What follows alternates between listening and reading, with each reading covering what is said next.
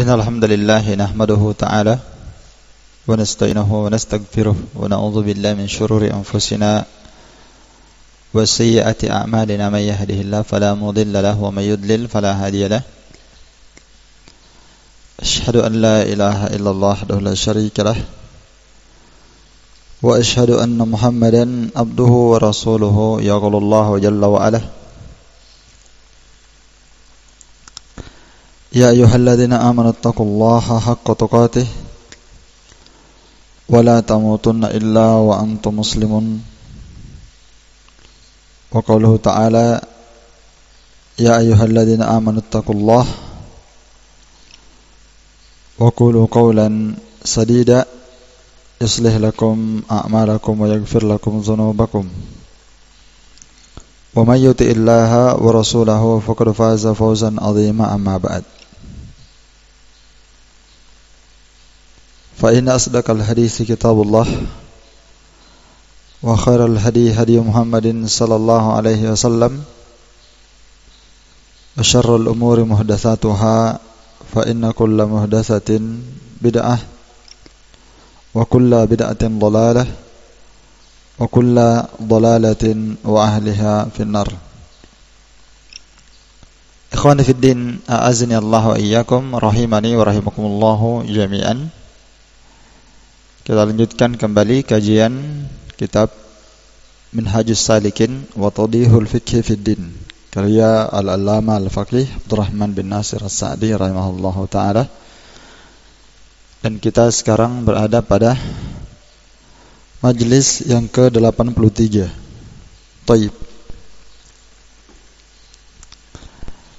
Kita selesaikan pembahasan Ahkam Al-Janaiz ini di kitab Asy-Syaikh Abdurrahman As-Sa'di rahimahullahu ta'ala, dan ini sebagai penutup dari pembahasan ini. Iya, akhir dari pelajaran kita sampai pada kalimat wal wajibu fil kafni thawbun yasturu jami'ahu siwa ra'sil muhrim wa wajhil muhrimah. Dan wajib dalam mengkafani jenazah menggunakan thawbun, pakaian yang menutupi seluruh jasadnya kecuali kepala bagi laki-laki yang melakukan ihram untuk haji dan umrah, dan wajah bagi wanita yang berihram. Jadi untuk laki-laki yang berihram kepalanya tidak boleh ditutup, karena larangan ihram tidak boleh menutup kepala bagi laki-laki. Ya.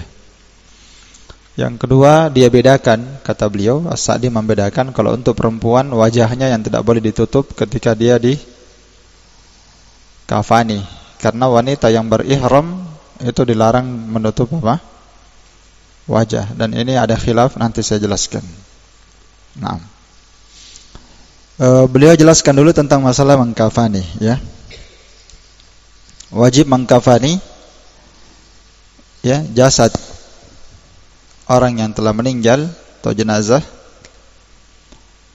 pakaian yang menutupi seluruh badannya, ya, pakaian yang menutupi seluruh badannya. Naam. Karena maksud dari menutup seluruh badan, ya, tentunya menutup, termasuk menutup aurat, ya. Taib. Maksud dari satrul mayyit, maksud dari menutup seluruh badan semayit, ini kata sebagian para ulama cukup dengan satu kain kafan.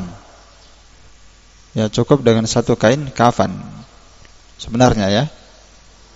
Walaupun kita katakan ini kadar wajib, ya, kadar wajib satu kain kafan sudah cukup untuk menutupi seluruh badan, itu sudah dikatakan kadar wajibnya satu lapis. Ya, namun yang sunnah menggunakan 3 lapis. Iya. Karena itu yang kemarin kita sebutkan 3 lapis, ya. Nah, itu kadar sunnah. Adapun kadar wajibnya 1 lapis. Iya. Taib.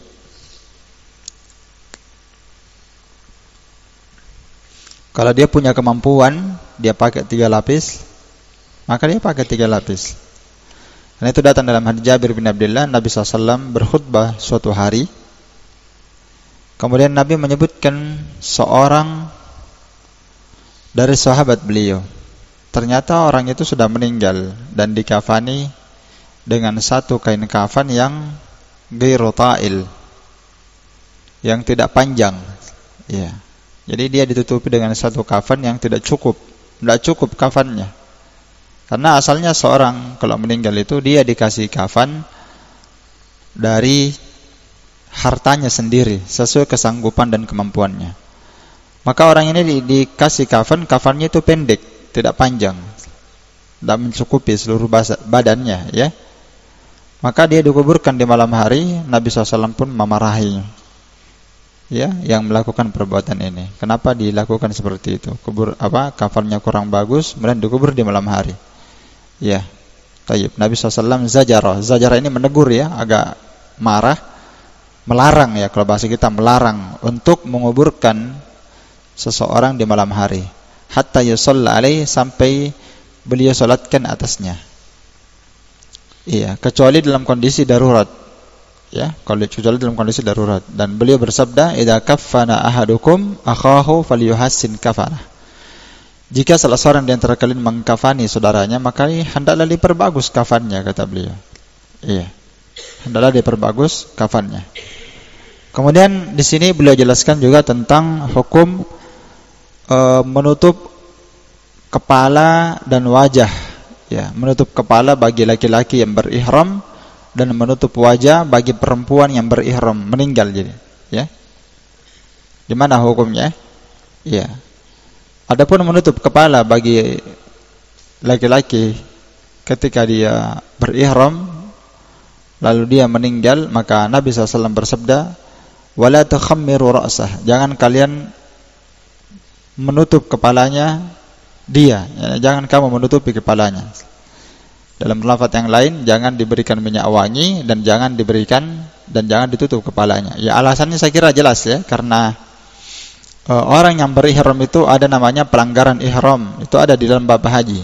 Ya, ada dalam bab haji. Ada beberapa pelanggaran ihram. Di antaranya tidak boleh menutup kepala dengan kopiah, dengan imamah, dengan apa saja, dan dia tidak boleh menggunakan minyak wangi di mana? Di pakaiannya. Adapun di badannya boleh. Boleh sebelum dia pakai pakaian ihram. Ya, dia mandi, dikasih minyak wangi di badannya, tidak apa-apa. Yang penting jangan dia sentuhkan minyak wangi di pakaian ihram. Dan itu pakai minyak wangi sebelum dia menggunakan pakaian ihram setelah mandi. Baik. Jadi menggunakan minyak wangi ini pelanggaran, ya, pelanggaran. Jadi jangan kalian menutupi kepalanya orang yang berihram setelah dia meninggal, maksudnya, ya, karena dilarang tadinya. Karena Allah Ta'ala nanti akan membangkitkan dia pada hari kiamat dalam kondisi bertalbiyah, Allahumma labbaik, labbaik, Allahumma labbaik, dan seterusnya itu, ya, yang dibaca. Demikian pula untuk wajah, ya. Ya. Wajah perempuan yang melakukan ihram. Ya, perempuan ini kan dilarang, ya, dilarang menggunakan niqab. Niqab artinya penutup wajah. Dilarang menggunakan niqab, bahasa kita cadar. Niqab ini kalau bahasa terjemahannya yang cocok sekarang cadar, ya. Bercadar, menutup wajah. Taib. Nabi SAW bersabda, ya, la tantakib al-mar'atul muhrimah. Janganlah perempuan yang melakukan ihram itu menggunakan niqab, penutup wajah. Wala talbasul qaffazain, dan jangan dia menggunakan kaos tangan menutupi tangannya. Ini di kondisi ihram saja dikhususkan ini. Difaham, ya? Iya, tidak boleh gunakan kaos tangan, itu pelanggaran ihram, dan tidak boleh menutup wajahnya, itu juga pelanggaran ihram di kondisi dia ihram. Ini larangan kalau tidak ada laki-laki asing di situ, ya. Tidak ada laki-laki asing di mana? Di tempatnya. Jadi niqab ini, cadar ini, maksudnya di sini yang dilarang dari atas ke bawah, begitu. Paham, ya? Dari atas ke bawah. Iya. Adapun kalau ada laki-laki yang berpapasan dengan dia, yang mungkin akan melihat dia padahal dia adalah wanita yang menutup wajah, ya, Bahkan tidak mengapa dia menutup wajahnya, tapi tidak menggunakan khimar, tidak gunakan niqab. Bukan paten begitu. Jadi dia ambil kain, jilbabnya kan lebar kan? Ya kalau ada laki-laki asing yang mungkin akan melihatnya, maka dia tutup wajahnya pakai kain tersebut. Dipaham maksudnya ya? Iya. Jadi larangannya ini antum perhatikan ya, ini saya jelaskan sisi khilafnya para ulama di sini. Jadi para ulama itu mengkiaskan larangan menutup wajah. Ini sebenarnya hadis tentang menutup wajah untuk perempuan ketika meninggal dilarang ditutup wajahnya itu tidak ada hadisnya. Dipaham ya? Yang ada itu ketika apa? Ihram saja. Dipaham tak? Adapun ketika meninggal Nabi tidak berkata perempuan yang meninggal jangan tutup wajahnya. Seperti siapa tadi? Seperti siapa tadi? Laki-laki yang meninggal jangan tutupi apa? Kepalanya. Di situ dikiaskan oleh para ulama. Dipaham tidak nih? Para ulama mengkiaskan wajah perempuan dikiaskan dengan apa? Kepala laki-laki. Dalilnya tidak ada. Yang ada hanyalah ketika dia berihram saja. Ketika hidup. Dipaham tak? Ketika dia hidup dilarang menutup wajah ketika ihram. Iya. Di situ dia kiasnya. Nah, makanya khilaf para ulama tentang ini. Pendapat yang benar dalam masalah ini adalah apa yang dikuatkan oleh Syekhul Islam Ibnu Taimiyah, Al-Imam Ibnu Qayyim dan juga Syekh Muhammad bin Shalih Al-Utsaimin rahimahullahu taala bahwa ya intinya di sini panjang kalamnya Ibnu Qayyim. Ibnu Qayyim menukil kalam yang panjang di sini tentang khilaf ya.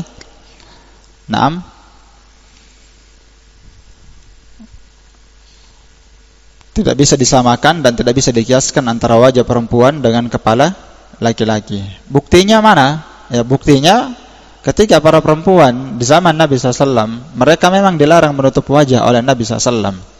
Tapi ketika ada laki-laki asing, itu istri-istri Nabi menutup wajah mereka.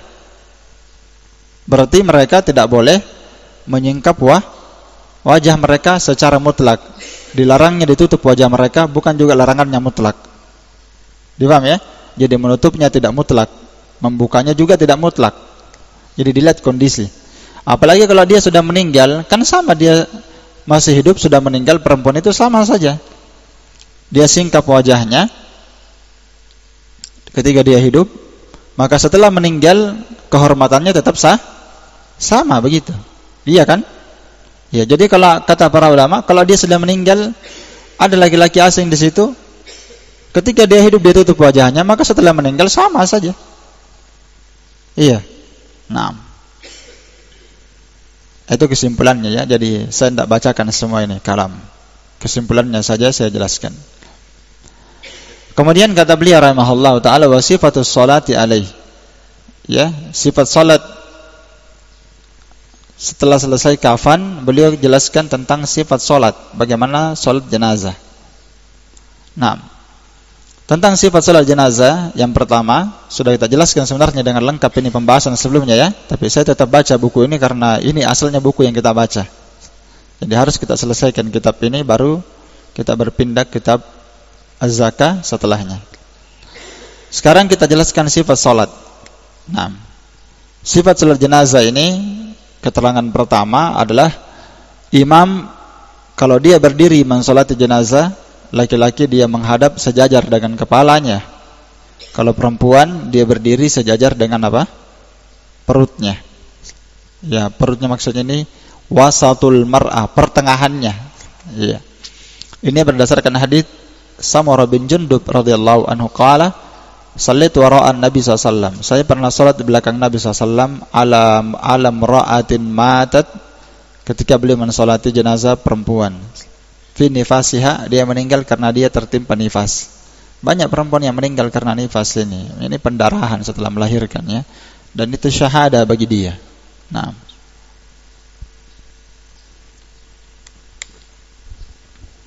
itu adalah syahada, syahid bagi dia, insyaallah. Faqama alaihi wasataha, maka di dalam hadis itu disebutkan Nabi berdiri pas pertengahannya. Nah, pas di pertengahannya. Taib. Dan ini juga dilakukan oleh Anas bin Malik ketika Anas bin Malik mengimami ya seorang perempuan, beliau berdiri di tengahnya, berdiri sejajar dengan perutnya atau tengahnya. Maka beliau ditanya oleh Al-Ala ibn Ziyad. Kata Al-Ala ibn Ziyad, ya Abu Hamzah, ya Aba Hamzah, seperti ini kayak yang dilakukan Nabi SAW, salat jenazah seperti salatnya antum, ya, bertakbir 4 kali, kemudian berdiri di sisi kepalanya kalau laki-laki, dan berdiri di tengahnya kalau perempuan. Iya. Tayyib. Qala na'am, kata beliau na'am. Iya. Kemudian pembahasan setelahnya di matan disebutkan ayyakuma fayukabbira fayaqra al-Fatihah. Iya. Pembahasan kedua, dia berdiri salat, di takbir yang pertama dia membaca surah Al-Fatihah. Di takbir yang pertama dia baca surah Al-Fatihah. Tayyib. Keterangannya ya, disyariatkan mengangkat kedua tangan di takbir jenazah yang pertama. Kan yang masyhur 4 kali takbir, ya kan? Dan boleh menambah daripada 4. Bisa 5, bisa 6, bisa 7 dan seterusnya. Nah, jadi kalau di takbir yang pertama dibahas mengangkat tangan ketika takbir pertama alias takbiratul ihram. Ini kata keterangan di sini disebutkan ijma' ahlul ilmi, ijma' para ulama bahwa mengangkat tangan di takbir yang pertama itu sepakat. Para ulama tidak ada perselisihan. Nanti ada khilaf di takbir kedua, 3 dan keempat dan seterusnya. Apakah angkat tangan atau tidak? Itu khilaf. Ataupun takbir yang pertama, takbiratul ihram yang pertamanya itu ijma' para ulama. Kemudian dia membaca surah Al-Fatihah di takbir yang pertama. Berdasarkan hadis Talha bin Abdullah ibn Auf. Saya salat di belakang Ibnu Abbas, salat jenazah, maka Ibnu Abbas membaca surah Al-Fatihah. Lalu beliau berkata, liya'lamu annaha sunnah, hendaklah mereka harus tahu bahwa membaca Al-Fatihah itu adalah sunnah. Ya, ini maksudnya sunnah di sini ya, istilah salaf mereka menggunakan sunnah, bukan sunnah yang difahami oleh kebanyakan orang. Mengatakan sunnah dilakukan dapat pahala, ditinggalkan tak berdosa, ya kan? Iya, bukan sunnah itu yang diinginkan di sini. Karena sunnah ketika as-salaf mengitlaqkan kalimat sunnah, maka yang mereka inginkan adalah diddul bid'ah, lawan dari bid'ah. Itu yang mereka maksudkan. Iya. Lawan dari apa? Bid'ah. Ya, bukan perkara baru diada-adakan ini, tapi ini adalah ajaran dan petunjuk Nabi SAW. Dan kalimat sunnah ini diitlaqkan kadang bermakna wajib dan kadang di bawahnya wajib. Bahkan kadang sunnah diitlaqkan ya, sesuatu ajaran yang kalau seorang meninggalkannya bisa kufur, keluar dari Islam. Jadi sunnah itu mencakup semua yang datang dari Nabi SAW. Nah, ini maksudnya Ibnu Abbas. Baca Al-Fatihah di takbir yang pertama, boleh katakan baca Al-Fatihah ini adalah sunnah Nabi SAW. Maksudnya petunjuk Nabi. Kalau orang tidak baca Al-Fatihah, ya jelas tidak salah, tidak sah salatnya. Iya kan? Iya. Kemudian dalam riwayat yang lain, itu tadi dalam hadis riwayat Al-Bukhari ya, riwayat Al-Bukhari. Adapun riwayat yang lain ya, Ibnu Abbas membaca Al-Fatihah dan membaca surah. Dan ini hadisnya pernah lewat bersama kita kan? Ibnu Abbas membaca Al-Fatihah dan membaca surah setelah Al-Fatihah. Tapi itu dilakukan ahyanan, kadang-kadang saja. Nah, dilakukan kadang-kadang, tidak boleh selalu ya. Kemudian tentang membaca istiftah. Apakah dia baca istiftah atau tidak? Pendapat jumhur ulama, mayoritas para ulama dari kalangan sahabat maupun ulama yang datang setelah para sahabat itu tidak membaca istiftah, tidak membaca Allahu Akbar kabira atau semisalnya sebelum membaca Al-Fatihah, tidak ada. Ya, karena itu Abu Bakar Ibn al-Munzir berkata, kami tidak mendapati ada khabar, hadis, asar yang datang dari Nabi sallallahu alaihi wasallam tentang hal ini. Ya, kami tidak mendapati khabar bahwa Nabi SAW membuka salatnya setelah jenazah membaca istiftah sebagaimana beliau melakukannya pada salat wajib. Ya, tidak boleh dikatakan sama. Karena apa? Karena dalam salat wajib memang ada riwayat menyebutkan baca doa istiftah, tapi salat jenazah tidak ada didapatkan hadis maupun asar. Ya, dari Nabi, tidak pula para sahabat, tidak pula tabi'in. Walaupun misalnya ada pendapat ya seperti Imam Ats-Tsauri dan Ishaq bin Ibn Rahawai, mereka menganggap sunnah membaca doa istiftah, subhanakallahumma wa bihamdika wa tabaraka ismuka wa ta'ala jadduka wa la ilaha ghairuk. Namun hal ini tidak benar ya. Imam Ahmad ketika ditanya tentang hal itu, beliau berkata, "Mas sami itu saya tidak pernah dengarkan ada doa istiftah dalam salat jenazah." Ya, Abu Bakar rahimahullah taala juga ya mengatakan, "Saya tidak pernah mendapatkan dalam kitab-kitab seluruh para ulama Amsar yang ada di belahan negeri membaca doa istiftah, tidak ada." Karena itu dalam sebuah riwayat Imam Ahmad ditanya tentang bacaan istiftah, beliau berkata, "Subhanallah, Maha suci Allah, ma sami'tu, saya tidak pernah dengarkan ada salaf melakukannya." Jadi yang seperti ini Nabi, sahabat tidak membacanya, jangan baca doa istiftah. Langsung baca apa? Al-Fatihah. Baik, setelah dia baca Al-Fatihah, takbir kedua. Takbir kedua kata Sa'di, kata pensyarah di sini, mengangkat kedua tangannya, dan ini pendapat As-Sa'di juga ya, dan jumhur ulama. Mengangkat kedua tangan di takbir yang kedua di salat jenazah, takbir yang ketiga dan takbir yang keempat. Ya. Ini adalah pendapat jumhur ahlul ilmi dari kalangan para sahabat. Ini pendapat jumhur ahlul ilmi dari kalangan para sahabat dan para tabi'in. Para tabi'in. Ya, dan yang dinukil mengangkat tangan di takbir salat jenazah, takbir pertama, kedua, ketiga dan seterusnya, dinukil dari Ibnu Umar mengangkat kedua tangannya setiap kali takbir dari takbir jenazah. Ya, hadisnya sahih ya, sanadnya sahih. Dan ini sanadnya disahihkan juga oleh Asy-Syaikh Al-Albani rahimahullah taala dalam kitabnya Ahkamul Janaiz. Dan yang dinukil mengangkat tangan dalam salat jenazah ini pada seluruh takbir juga adalah Ibnu Abbas, Ibnu Umar dan seterusnya. Iya. Dan tidaklah mereka melakukannya ini kecuali ittiba. Karena mereka itu pandangan para ulama ya, kecuali karena mereka ittiba kepada Nabi SAW. Tidak mungkin mereka yang mengada-ngadakan sendiri. Iya. Baik. Dan dalam hal ini sudah kita bahas ya, ada khilaf di kalangan para al-ulama. Iya. Masalah mengangkat tangan. Kemudian setelah takbir yang kedua tadi,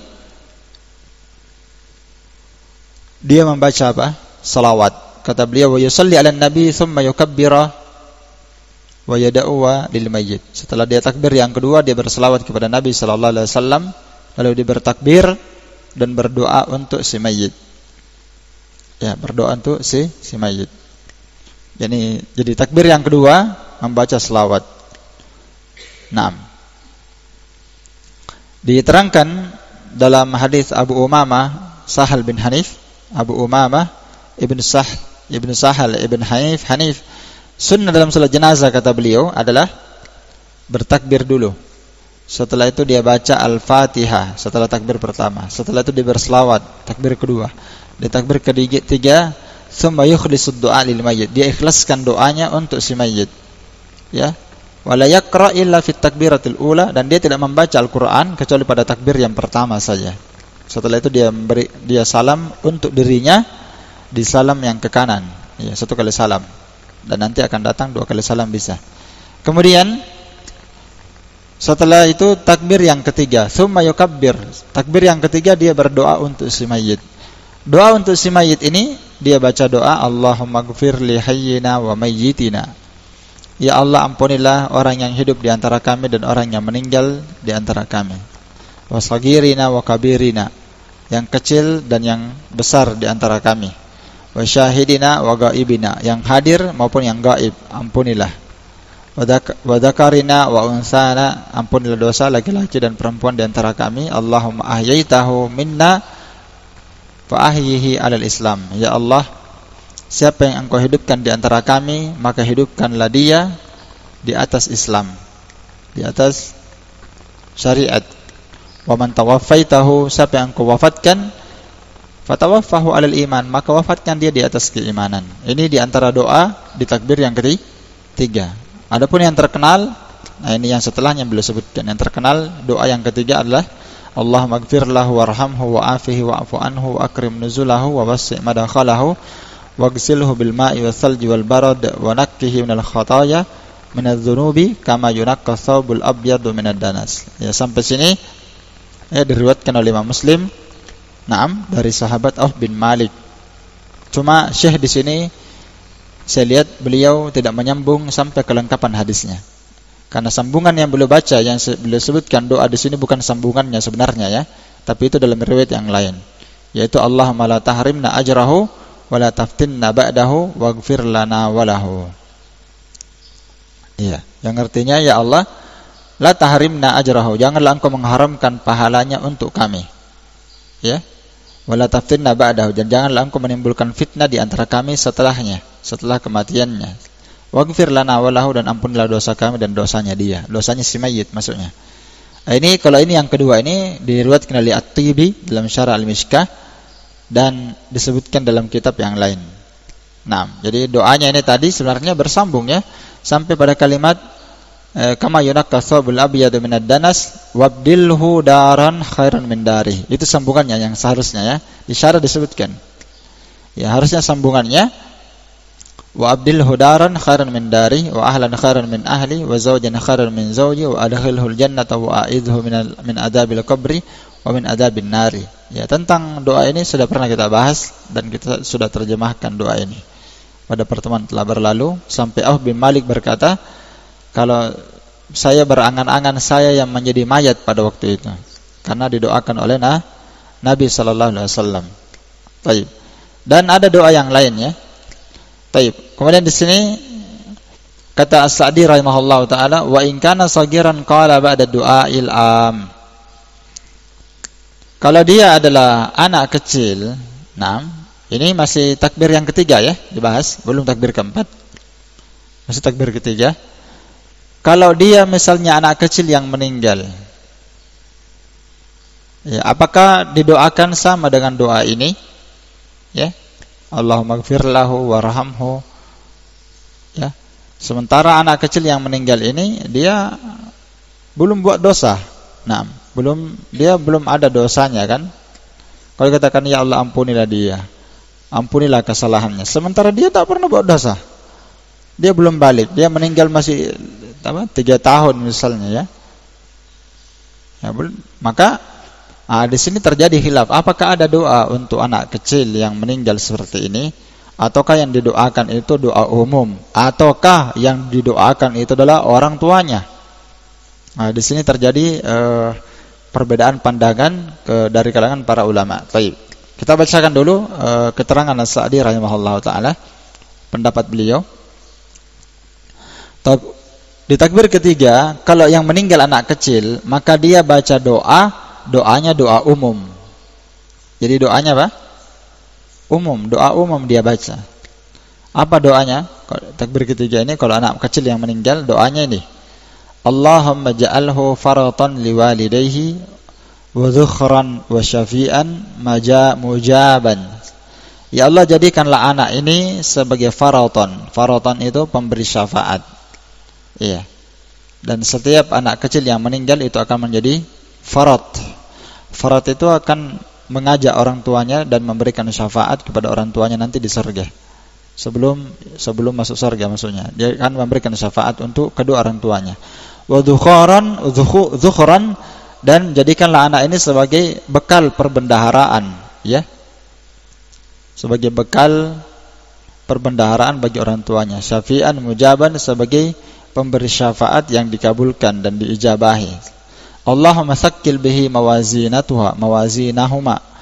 Ya Allah, beratkanlah timbangan huma, ya, perhatikan domirnya. Allahumma tsaqqil bihi mawazinahuma. Ya Allah, beratkanlah timbangan keduanya. Siapa keduanya? Orang tuanya, bihi dengan kematian anaknya. Ya, jadi didoakan siapa di sini? Orang tuanya kan? Ya, jadikan beratkan timbangannya orang tuanya karena tertimpa musibah disebabkan karena kematian anaknya. Wa azim bihi ujurahuma, dan besarkanlah pahala kedua orang tuanya dengan meninggalnya anak ini. Wa ja'alhu fi kafalati Ibrahim, dan jadikanlah anak ini dalam kafalahnya Nabi Ibrahim. Apa maksudnya? Berada dalam kafalahnya Nabi Ibrahim. Nabi SAW disebutkan dalam sebuah riwayat, ketika dia di Isra Mi'rajkan, beliau berjumpa dengan Nabi Ibrahim. Dan semua bersama Nabi Ibrahim itu semua anak kecil ada bersama Nabi Ibrahim di dalam surga. Iya. Dan Nabi SAW melihatnya. Dan semua anak-anak yang bersama Nabi Ibrahim itu adalah anak-anaknya kaum muslimin. Disebutkan di situ. Itu adalah anak-anak kaum muslimin yang meninggal sebelum balik. Di mana dia? Di surga. Karena itu sepakat para ulama, anak-anak kaum muslimin yang meninggal sebelum balik itu sepakat para ulama dalam surga semua. Nah, itu maknanya kafalah Ibrahim. Ya. Kafalah itu kalau bahasa kita kafil, dia yang memelihara dan menjaganya, tak? Ya. Waqihi bi rahmatika adzabal jahim, dan jagalah dia dengan rahmatmu dari azab al-jahim. Nah, tentang masalah doa ini doa yang dinukil oleh As-Sa'di rahimahullah taala. Doa ini sebenarnya bukan doa dari Nabi SAW ya, tapi doa ini dari as-salaf. Ya. Doa ini adalah biasa dibaca oleh siapa? As-salaf. Di antara yang dinukil membaca doa semisal ini adalah Abu Hurairah. Iya. Nah, karena itu diriwayatkan dari Abu Hurairah. Abu Hurairah ini dalam sahih hadis Sa'id bin Musayyab. Sa'id bin Musayyab berkata, saya salat di belakang Abu Hurairah radhiyallahu taala anhu ketika dia mensolati sobi, anak kecil. Lam ya'mal khati'atan qat. Dia tidak pernah buat dosa. Tidak ada kesalahan dan dosanya. Maka saya dengarkan Abu Hurairah berkata, Allahumma a'idhu min adabil qabri. Ya Allah, lindungilah dia dari azab kubur. Padahal ini yang meninggal anak kecil ya. Ya, doanya umum. Ya, dan ini pendapat didoakan umum seperti ini, maksudnya didoakan umum, bisa didoakan untuk anak itu, bisa didoakan juga siapa? Orang tuanya. Doanya umum bisa dibaca seperti ini. Ini mazhab Malikiyah dan Syafi'iyah. Iya. Baik. Mazhab Malikiyah dan Syafi'iyah. Baik. Dan ada pendapat yang kedua ya. Pendapat yang kedua, cukup yang didoakan itu untuk kedua orang tuanya saja. Itu pendapat yang kedua. Cukup yang didoakan orang tuanya saja yang didoakan khusus. Berdasarkan hadis Mughirah bin Syu'bah, Al-Mughirah bin Syu'bah radhiyallahu taala anhu qala qala Rasulullah sallallahu alaihi wasallam ar-rakibu yasiru khalfal janazah. Kata Nabi sallallahu alaihi wasallam, pengendara yang mengantar jenazah itu harus berjalan di belakang jenazah, jangan di depan jenazah. Dan ini hadisnya sudah lewat ya. Kalau mengantar jalan kaki boleh. Kalau dia berkendaraan tidak boleh kecuali harus di belakang. Wal mashi yamshi khalfaha wa amamaha wa ayaminiha wa ayasariha qariban minha. Adapun orang yang berjalan kaki mengantarkan jenazah, maka itu bebas. Bisa dia di belakangnya, bisa di depannya, bisa di samping kanannya dan bisa di samping kirinya dengan syarat qariban minha, dekat dari jenazah. Tidak boleh jauh dari situ. Nah, syahidnya lagi yang menjadi syahid hadis ini adalah kalimat wasiktu. As-siktu yakni at-tiflu. Adapun anak kecil yang belum balik, ya, anak kecil yang meninggal belum balik, kata Nabi sallallahu alaihi, boleh disalatkan untuknya, menunjukkan bahwa anak kecil yang meninggal boleh disalatkan, walaupun kita katakan tidak apa, tidak wajib, ya, sunnah saja, sudah lewat pembahasannya. Kata Nabi SAW, anak kecil yang meninggal disalatkan, wa yud'a, dan didoakan. Untuk siapa didoakan kata beliau? Liwalidayhi, didoakan untuk kedua orang tuanya, didoakan maghfirah, ampunan Allah, warahmah, dan rahmat. Ya, hadis ini sahih ya. Maka berdasarkan hadis ini, zahir hadis ini, kalau kita baca dan kita simak baik-baik zahir hadis ini menunjukkan bahwa ya, la yukhassus shaghir fi salatil janazah bid-du'a. Tidak boleh kita mengkhususkan doa khusus untuk anak kecil dalam salat jenazah. Iya. Iya, tidak boleh kita khususkan doa untuk anak kecil yang meninggal, yang belum balik, tidak boleh didoakan khusus dia. Jadi tidak ada doa khususnya itu untuk anak kecil. Nah, kenapa? Karena lam yajurra alaihi al-qalam. Ya, belum berjalan untuknya al-qalam, pena. Maksudnya belum bisa dicatat dosa untuknya. Karena dalam lafaz yang lain rufi al-qalam, ya kan? pena itu diangkat, artinya belum ditulis. Untuk siapa? Untuk 3 orang. Orang gila sampai dia sadar, anak kecil sampai dia balik, dan orang yang tidur sampai dia sampai dia bangun. Ma'dzur namanya, kan? Belum berjalan untuk mereka al-qalam, belum dicatat. Wala yud'a bidu'ain am. Nah, ini pendapat berdasarkan dhahir hadis ini, berarti tidak boleh kita berdoa doa umum untuk anaknya, untuk ayahnya, umum tidak. Tapi didoakan innama yud'a liwalidayhi, yang didoakan khusus untuk siapa? Orang tuanya saja, berdasarkan lafaz hadis wa yud'a liwalidayhi bil maghfirah war rahmah. Berdasarkan lafaz hadis Nabi SAW, didoakan untuk kedua orang tuanya dengan ampunan dan apa? Rahmat. Ya, karena itu Imam Ibnu Qudamah rahimahullahu taala berpendapat di atas pendapat ini, beliau berkata, "In kana al-mayyit tiflan ja'ala makan al-istighfar lahu." Ya. Jika anak kecil ini yang meninggal, jika mayatnya ini anak kecil, maka didoakan istighfar untuk orang tuanya saja. Allahumma ja'alhu faratan liwalidayhi. Ya Allah, jadikanlah anak kecil ini sebagai faraton. Apa itu faraton? Pemberi syafaat untuk kedua orang tuanya. Ini adalah pendapat Al-Ahnaf, mazhab Abu Hanifah dan Hanabilah, dan itu yang dianggap rajih oleh sebagian para al-ulama. Ya, alasannya karena anak kecil yang meninggal itu tidak ada dosanya. Jadi tidak ada doa khusus untuk anak yang meninggal sedangkan dia belum balik. Kalau dia sudah balik, yang dibaca doanya, kalau dia sudah balik, yang mana dibaca doanya? Itu tadi, Allahumma ighfir lahu warhamhu wa'afihi wa'fu anhu. Adapun kalau dia sudah meninggal, mengkhususkan doa untuk anak kecil ini kurang tepat. Apalagi ada hadis Nabi SAW yang mengatakan anak yang meninggal as-siqtu at-tiflu, yang meninggal ini ya bisa disalatkan. Kalau mau didoakan, ya doanya untuk siapa? Untuk orang tuanya saja. Nah, ini ada khilaf memang, dan ini lebih dekat kepada kebenaran, yang didoakan untuk orang tuanya. Dan doa yang disebutkan di sini sebenarnya secara umum bagus ya. Bagus, ini doa untuk orang tuanya ya. Allahumma ja'alhu faratan liwalidayhi. Ya kan? Wa dukhuran syafi'an mujaban. Allahumma sakkir bihi mawazinahuma. Diberatkan timbangan orang tuanya, dibesarkan pahalanya. Ya. Dan yang lebih tepat lagi kalau dia mau bagus, ya, seperti lafaz hadis Nabi SAW, bil maghfirah war rahmah. Mohonkan ampunan untuk kedua orang tuanya dan rahmat. Ya, bahasanya dia bahasakan saja. Allahumma ighfir li walidayhi warhamhuma. Ya kan? Bisa bahasa seperti itu digunakan.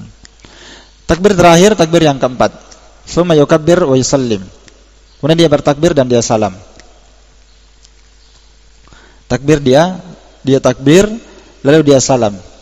Ya, salamnya ini bisa 1 kali salam berdasarkan hadis Abu Umamah ibn Sahal ibn Hanif, sudah kita bacakan tadi.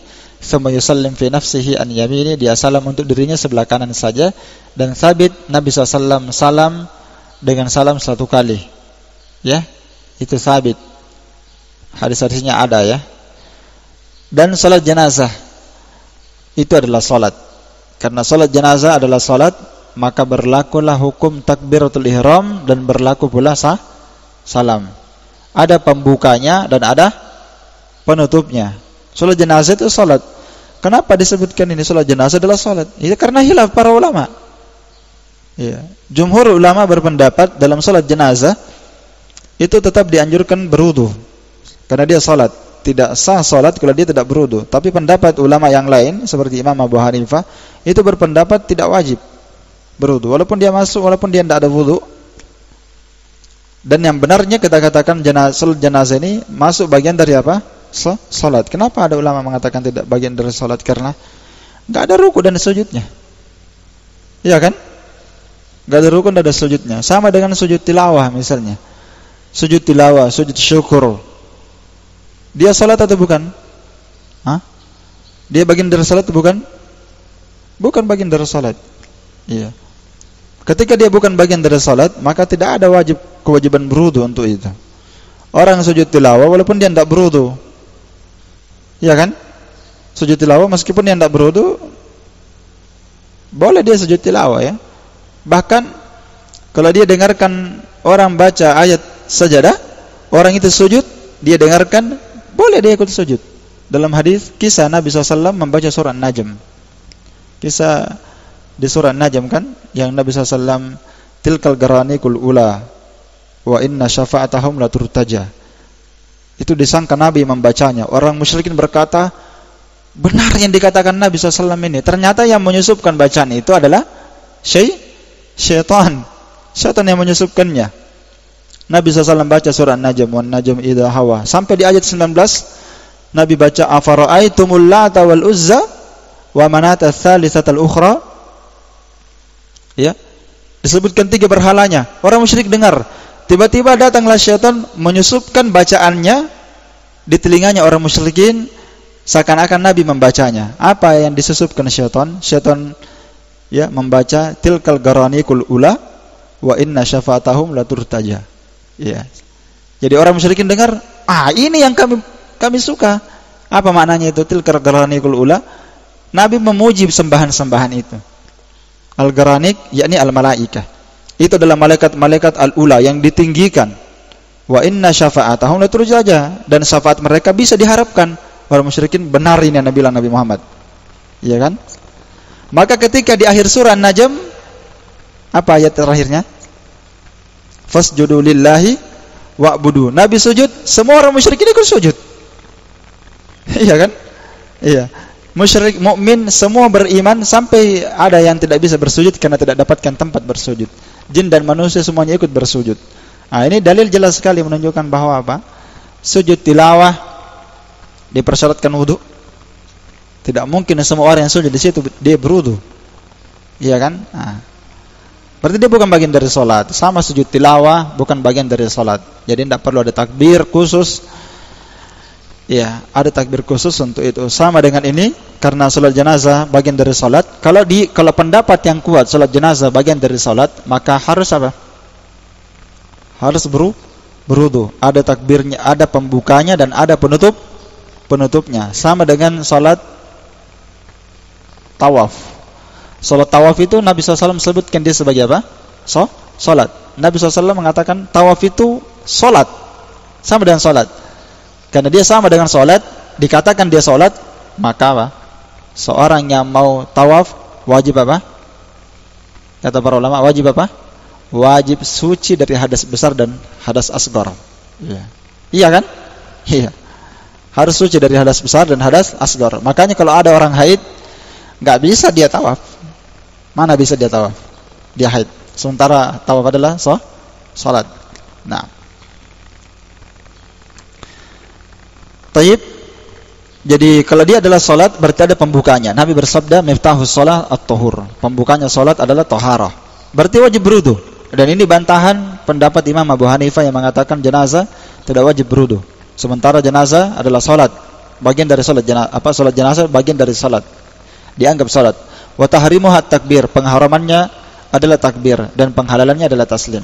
Maka salat jenazah ada takbiratul ihram pembukanya dan ada penutupnya apa? Salam. Salamnya di sini bisa 1 kali dan salamnya bisa 2 kali. Salam 1 kali diterangkan dalam hadis Abu Umamah, salam 2 kali diterangkan dalam hadis Abdullah bin Mas'ud. Dan hadisnya sudah berlalu bersama kita. Ya. Nah, kata Ibnu Mas'ud, 3 khisal perangi yang Nabi tidak pernah meninggalkannya. Nabi melakukannya, namun banyak manusia meninggalkannya. Salah satu perangnya itu adalah salam ketika salat jenazah. Seperti salam dalam salat. Berarti berapa kali? 2 kali. Iya. Nah, hanya saja sekarang orang banyak bid'ah-bid'ahnya ya. Kalau habis salam itu tangannya turun kanan. Salam kiri, tangan kiri turun. Setelah itu berdoa lagi, angkat tangan. Baca, entah apa dia baca ya, panjang sekali. Setelah itu Al-Fatihah lagi. Nah, ini adalah perbuatan bid'ah. Perbuatan bid'ah yang keliru, menyelisih syariat dan menyelisih sunnah Nabi sallallahu alaihi wasallam. Kalau mau berdoa tadi di takbir yang ketiga. Namun anehnya, biasanya orang di takbir ketiga, kebanyakan masyarakat itu salat, dia baca takbir ketiga cepatnya kayak apa? Ya, kita baru Allahumma gfirlah warhamhu wa'afi, Allahu Akbar. Nanti setelah dia salam baru dia berdoa. Memang dia ganti itu sunnah dengan bid'ah. Iya. Dia ganti yang sunnah, diambil yang bid'ah. Nah, itulah syaitan buat mereka seperti itu. Harusnya dia baca ini doanya baik-baik, dia resapi. Dan Nabi SAW mengatakan, ikhlaskan doa kalian, ya kan? Ikhlaskan doa kalian. Jadi kalau kita itu takbir ketiga harusnya di situ lama. Dan antum sendiri akan menyaksikan para ulama kita dan orang-orang yang berilmu di antara kita itu kalau takbir yang ketiga itu pasti dia lambat. Kenapa? Karena di situlah orang harus mengikhlaskan doanya. Karena di situ inti dari salat. Ya, kapan seorang berdoa kepada Allah, kata Nabi, pasti Allah Ta'ala akan kabulkan syafaatnya. Ya, jadi perbaiki berdoa. Jangan nanti ditakbir keempat salah baru berdoa. Tidak ada seperti itu. Ya, yang menyelisih sunnah Nabi SAW. Taib. Nah, sekarang kita membahas takbir yang keempat lagi. Ya. Kata As-Sa'di rahimahullah ta'ala, takbir yang keempat. Di takbir yang keempat kata beliau, ya,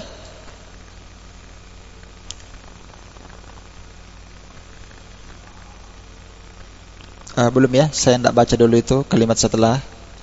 Jadi di takbir yang keempat ini adakah doa ya, bukan As-Sa'di, di syarah disebutkan adakah doa setelah takbir yang keempat sebelum salam? Ya, sebagian para ulama ada yang menukil berdoa. Disebutkan dalam hadis Abu Ya'fur dari Abdullah bin Abi Aufah. Namun saya sudah nukil kemarin, Syekh bin Baz rahimahullah ta'ala berkata di sifat salat jenazah, takbir yang keempat itu antum diam saja. Pendapat yang paling kuat tidak ada doa. Kenapa? Karena tidak ada hadis yang sahih. Hadis yang disebutkan di sini hadisnya lemah. Ya, hadisnya lemah. Baik. Yang mengatakan ada berdoa ya. Ya, ada doa di takbir yang keempat. Kata Syekh bin Baz, diam saja takbir yang keempat, setelah itu dia salam. Ya, dan memang sebagian para ulama ada yang mengatakan disyariatkan berdoa di takbir yang keempat. Ya, ada sekelompok para ulama berpendapat seperti itu. Naam. Namun yang benarnya tidak ada doa khusus di situ ya. Tidak ada doa di situ. Naam.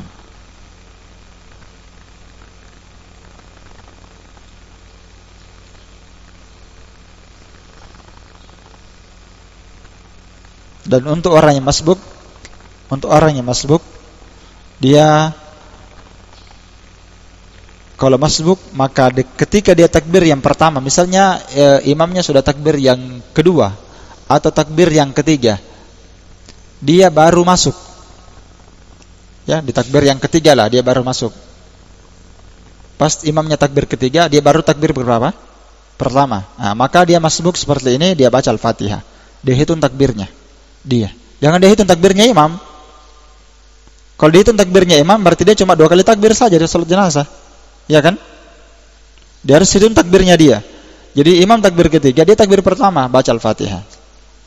Setelah baca Al-Fatihah, imam takbir keempat. Dia takbir keberapa? Kedua. Dia baca apa? Selawat. Imamnya salam, dia takbir yang ketiga, baca doa. Setelah itu dia takbir yang keempat. Selesai. Ya, ini berdasarkan keumuman hadis, fama adraktum fasallu wa ma fatakum faatimmu. Apa yang kamu dapati dari salat, salatlah. Apa yang kamu luput, sempurnakan. Iya. Dan hukum tentang salat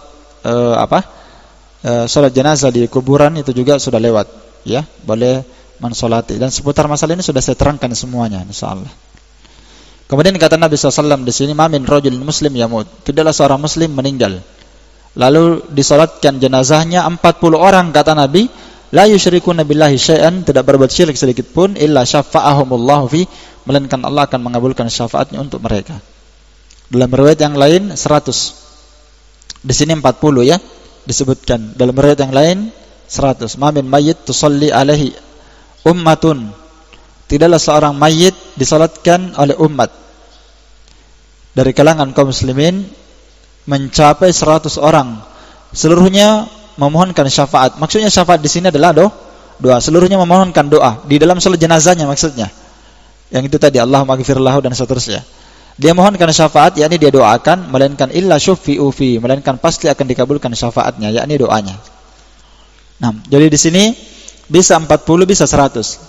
Nah. Dan ini dalil menunjukkan bahwa semakin banyak mensolati jenazah, semakin apa? Semakin afdal. Makanya memang bagus kalau semakin banyak orang yang mensolatinya. Nah, apalagi kalau mensolatinya adalah orang-orang saleh. Nah, dan ini dikabulkan syafaatnya, ya. Keutamaan ini bisa didapatkan dengan dua. Yang pertama, mereka hendaklah mengikhlaskan doanya, untuk si mayit. Dan itu warid pada kalimat ayyakunu syafi'ina fi. Iya. Hendaklah mereka mengikhlaskan doanya itu. Yang kedua, hendaklah yang mendoakannya ini adalah muslimin, bukan orang-orang yang berbuat syirik. Karena itu disebutkan dalam hadis. Jadi nanti ini didapatkan keutamaan doa ini, dikabulkan doanya, diampuni, dimaafkan, dirahmati, dijaga dari azab kubur, dijaga dari azab neraka. Jika apa? Jika dia terpenuhi padanya dua syarat. Yang pertama, orang yang mendoakannya ikhlas, tulus dalam doanya. Yang kedua, yang mendoakannya adalah kaum muslimin, bukan orang-orang yang berbuat syirik. Adapun orang-orang yang berbuat syirik ini tidak ada faedahnya, ya. Walaupun dia salat, puasa, tapi dia berbuat syirik, tidak ada faedahnya. Kemudian Nabi SAW bersabda tadi, ya. Ini hadis tadi yang kita bacakan riwayat Muslim. Datang dalam hadis yang lain. Man syahidal janazah hatta yusalli 'alaiha falahu qiratun. Barang siapa yang menyaksikan jenazah sampai disolatkan untuknya, sampai disolatkan atasnya, maka baginya mendapatkan pahala 1 qirat. Wa man syahidaha hatta tudfana falahu qiratan. Dan siapa yang menyaksikan jenazah sampai dikuburkan, maka baginya pahala 2 qirat. Qila wa mal qiratani? Dikatakan kepada Nabi, apa itu 2 qirat ya Rasulullah? Kata beliau, mislul jabalainil azimain, seperti 2 gunung yang sangat besar. Riwayat Bukhari dan Muslim, muttafaqun alaih. Nah, jadi tentang hadis ini kita katakan manusia itu bertingkat-tingkat, ya, bertingkat-tingkat dalam, ya, sebab kenapa mereka mengantarkan jenazah. Ya, mereka bertingkat-tingkat dalam mendapatkan keutamaan. Karena apa? Karena orang yang mengantarkan jenazah itu macam-macam tipenya, ya kan?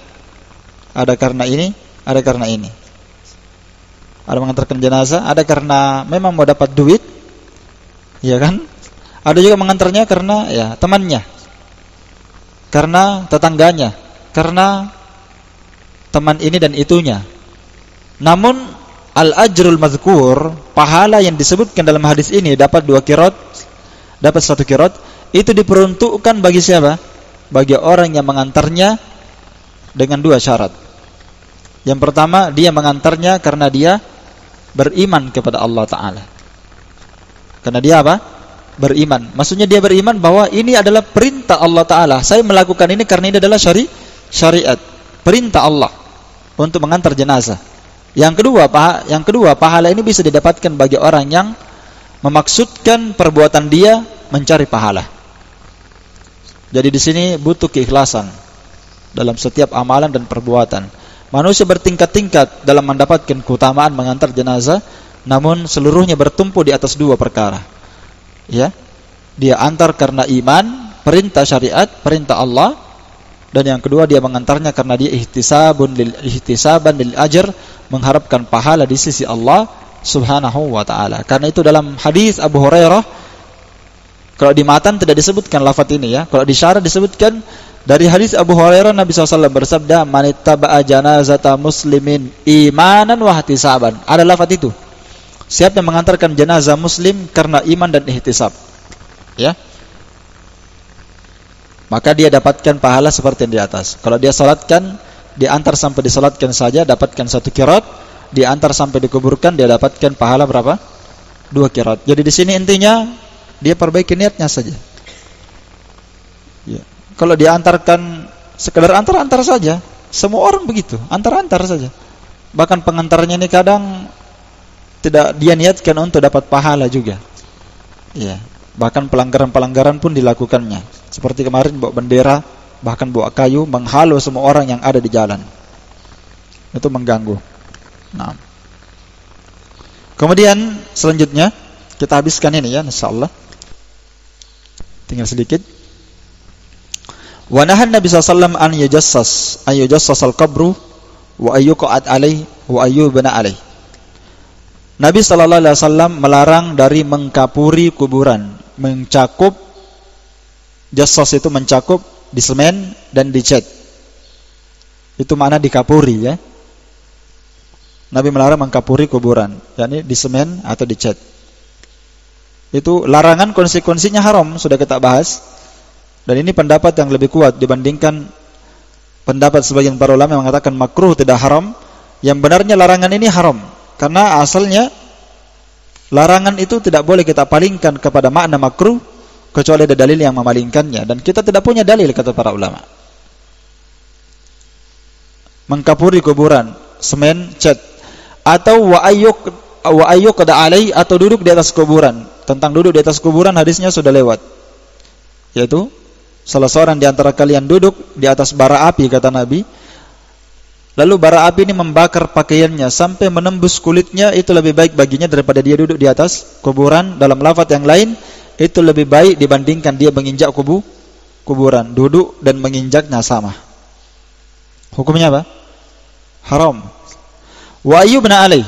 Dan Nabi SAW juga mengharamkan membangun kuburan, membangunnya, memberikan di semen, ya, kuburnya kiri kanan, kasih bata, kasih semen, atau dikasih nisan, atau dikasih pagar, dan seterusnya, dikasih atap dan seterusnya. Baik. Ini semua dilarang ya, dan pembahasan kemarin itu lebih lengkap yang kita bahas. Dan termasuk masuk ke kuburan dengan menggunakan 2 sandal itu juga dilarang ya. Dan tentang larangan-larangan seputar kuburan itu lebih banyak kita terangkan kemarin ya. Jauh lebih banyak tentang larangan-larangan syariat seputar masalah kuburan. Iya. Kemudian permasalahan mendoakan si mayit setelah dikuburkan. Kata Sa'di rahimahullah, wa kana idza faraga min dafnil mayyit waqafa alaihi. Adalah kebiasaan Nabi SAW, jika selesai dari penguburan jenazah, beliau berdiri sejenak. Lalu beliau berkata kepada kaum muslimin yang ada di sekitar kubur. Ya, ini boleh dilakukan ya, insyaallah. Bentuk apa? Bentuk tazkirah ya, bentuk tazkirah, bukan ceramah ya, bukan ceramah. Innal hamdalillahi nahmaduhu ta'ala wa nasta'in. Itu kan tausiah ceramah namanya. Bukan. Kalau yang seperti ini memperingatkan tazkirah, peringatan kepada kaum muslimin untuk memberikan untuk mengikhlaskan doa terakhirnya kepada siapa? Si mayit. Ya, bukan dibacakan Al-Qur'an, dibacakan Al-Fatihah, Al-Baqarah, bukan ya. Dan itu sudah kita bahas, itu hukumnya bid'ah. Kata Nabi SAW berdiri di atas kuburan setelah selesai dikuburkan, beliau berkata, "Istaghfiru li akhikum wa sallallahu tatsbit." Mohonkan istighfar untuk saudara kalian. Satu, yang kedua, mintalah kepada Allah Ta'ala untuknya supaya dia diberikan kekokohan dalam menjawab pertanyaan malaikat. Fa innahu an yus'al, karena sekarang dia sedang ditanya. Ya, hadisnya dikeluarkan oleh Abu Daud, disahihkan oleh Imam Al-Hakim. Iya. Ini sudah kita bahas. Jadi doanya ini Allahumma gfir lahu. Ya, bisa itu didoakan ya. Ya, wasabbit lahu. Ya. Allahumma gfir lana walahu. Ya, doanya seperti itu. Dan ini tentunya lafadznya tidak ada lafadz khususnya, yang jelas disuruh kita mohonkan istighfar dan supaya dia dimudahkan. Kalau mau di bahasa Indonesia ya tidak apa-apa. Kalau dia tidak bisa bahasa Arab, gunakan bahasa Indonesia tidak apa-apa. Dan dia kalau mau berdoa, ini kan berdoa ya, Nabi suruh kita istighfar. Kalau dia mau berdoa, ikhlaskan doa untuknya, tidak mengapa. Dia doakan di situ, tapi dia menghadap ke kiblat, tidak hadap kubur. Jelas? Hadap kiblat, tidak hadap kuburan. Dia ikhlaskan doanya. Dan dia kalau dia doakan di kuburan itu, sebagaimana yang telah dinukil dari as-salaf, itu berdoanya mengangkat tangan. Kalau dia tidak mengangkat tangan juga, labas, tidak ada masalah. Ya. Dalam masalah ini ada saja khilaf dan kebebasan dalam masalah ini, insyaallah. Adapun mentalkinkan syahadat kepada orang yang telah dikuburkan, sudah kita bahas juga, Ya, tidak ada itu mentalkinkan. Sudah, masa orang sudah mati dikuburkan ditalkin? La ilaha illallah. Nah, ini bid'ah, mungkar. Kemudian kata Sa'di di matan, wa yustahabbu ta'ziyatul musab bil mayyit. Disunnahkan memberikan takziah, menghibur, ya, menghibur, menyabarkan keluarga si mayit yang tertimpa musibah disebabkan karena kematian keluarganya. Disunahkan diberikan takziah, dan tentang takziah ini sudah kita bahas, ya. Dia diberikan padanya at-tasliyah, dibesarkan hatinya, begitu itu makna tasliyah, dibesarkan hatinya, dikasih semangat. Iya. Dibesarkan hatinya, dikasih semangat. Insyaallah nanti, ya kan? Jangan dia katakan, kasihannya kau ini, betul-betul kau ditimpa musibah besar sekali. Nah, ini orang tidak tahu cara menasihati, ya. Maka dia tambah sakitnya orang. Harusnya dia besarkan hatinya, kasih kabar gembira. Insyaallah ta'ala Allah akan gantikan yang lebih baik, ya. Kalau meninggal anaknya, dan ini tentunya meninggal anak ini berat sekali, ya. Apalagi kalau anaknya masih kecil, itu berat sekali itu. Luar biasa itu kalau ada anaknya orang masih kecil lalu meninggal, ibunya itu paling berat. Iya. Apalagi dia melahirkannya. Apalagi kalau dia sudah besar-besar, masa-masa sudah disuka sekali kemudian meninggal, Makanya Nabi SAW itu banyak, ya, hadis-hadis menyebutkan tentang hal ini, nasihat untuk mereka yang ditinggal oleh anaknya. Itu berat sekali. Taib. Dan kisahnya ini tentang anak yang meninggal ini dikisahkan di kisah yang sudah kita baca kemarin, yaitu tentang kisahnya Zainab yang meninggal, yang anaknya sekarat, kemudian dia utus kepada Nabi SAW utusan supaya Nabi datang. Iya, kemudian Nabi SAW, kau kembali saja. Nah, sampaikan kepada dia, innalillahi ma'a'ata ma'akhada wallahu ma'a'ata. Sudah kita sebutkan, ya, milik Allah apa yang Allah ambil, dan miliknya apa yang Allah beri. Wa kullu syai'in indahu bi ajalin musamma. Segala sesuatu itu sudah Allah tentukan takdirnya. Famurha faltasbir wal tahtasib. Perintahkan saja dia supaya dia bersabar dan harapkan pahala. Itu saja. Tapi dia kirim lagi, bersumpah, wallahi harus datang antum. Ya. Nah, akhirnya Nabi datang, dan Nabi menggendongnya, dia sudah takaka, ya, sudah nafasnya sudah berat. Akhirnya dia meninggal dan Nabi SAW menangis, dan di situ dihadiri oleh sahabat-sahabat kibar, ya, seperti Sa'ad bin Ubadah, Mu'ad bin Jabal, Sa'ad bin Abi Waqqas, dan seterusnya. Dan mereka berkata, Sa'ad bin Ubadah berkata, ya Rasulullah, mahada, ada apa ini? Waktu menangis Nabi, kata beliau, hadhihi rahmah, ini adalah rahmat, kasih sayang. Ja'alaha Allah fi qulubi ibadi, Allah jadikan tangisan ini di dalam hati orang-orang dari kalangan hamba-hambanya. Wa inna ma yarhamullahu min ibadihi ruhama, dan sesungguhnya Allah Ta'ala merahmati dari hambanya siapa juga yang penyayang, ya. Tentunya orang yang penyayang itu pasti menangis kalau ada kerabatnya meninggal, ya kan? Iya. Ada juga orang yang tidak menangis itu, yang betul-betul keras, dia punya hati baja. Hatinya seperti baja, ya. Meninggal anaknya dia tidak nangis. Tayyib. Kalau orang normal itu, Nabi SAW itu jangankan anaknya seperti ini, cucunya, ya. Sahabat saja yang meninggal itu Nabi menangis, apalagi anaknya, istrinya seperti ini, ya. Nah, tayyib. Jadi tidak bagus dia itu kalau hati seperti baja, tidak lembut. Wa bakan Nabi SAW ala al-mayyit, dan Nabi SAW menangis untuk si mayit, ya. Dan beliau berkata, innaha rahmah, tangisan itu adalah rahmat, kasih sayang. Ma'annahu la'anan na'iha wal mustami'ah. Padahal bersamaan dengan itu Nabi menangis, bersamaan dengan itu Nabi juga melaknat wanita-wanita yang melakukan niyaha, meratap. Wanita-wanita yang mustami'ah. Mustami'ah itu dia teriak, dia perdengarkan suaranya. Asyaha, ya, teriak. Nabi SAW melaknatnya, bahkan Nabi berlepas diri darinya. Sudah lewat kemarin, ya. Yang kita katakan niyaha itu bukan mujarrad, bukan sekedar menangis, itu niyaha. Meratap itu bukan sekedar menangis. Tidak dilarang orang menangis kalau tertimpa musibah, tidak ada masalah. Yang masalah itu kalau dia nangis, dia tampar-tampar mukanya, dia pukulkan kepalanya, dia pukul tembok, dia teriak, dia mengomel-ngomel. Ini yang masalah. Karena, ya, kita disiksa bukan karena air mata, tapi seorang disiksa karena apanya? Karena lisannya, kan? Ketika dia ngomel, marah dan seterusnya, itu menunjukkan bahwa dia tidak rela, dia tidak ridho dengan keputusan, ketetapan dan takdir Allah Subhanahu wa taala. Nah, tentang perbuatan niyaha ini termasuk amalan jahiliyah. Arba'un fi ummati min amril jahiliyah. Ada 4 perkara dari perkara jahiliyah ya pada umat Islam ini, la yatrukuhunna, umat ini tidak akan pernah meninggalkannya. Di antaranya al-fakhru bil ahsab, berbangga-bangga dengan nasab, wa ta'nu fil ansab, mencela nasab orang lain, wal istisqa'u bin nujum. Yang ketiga, minta hujan dengan bintang, ya. Menyandarkan nikmat kepada bintang. Itu ada 2 makna di situ, istisqa bin nujum ya. Bisa dilihat syarahnya. Wan niyahatu 'alal mayyit. Dan wan niyaha, dan yang keempat yang merupakan perkara jahiliyah adalah niyaha, meratap. Dan bentuk-bentuk meratap niyaha sudah kita bahas kemarin kan?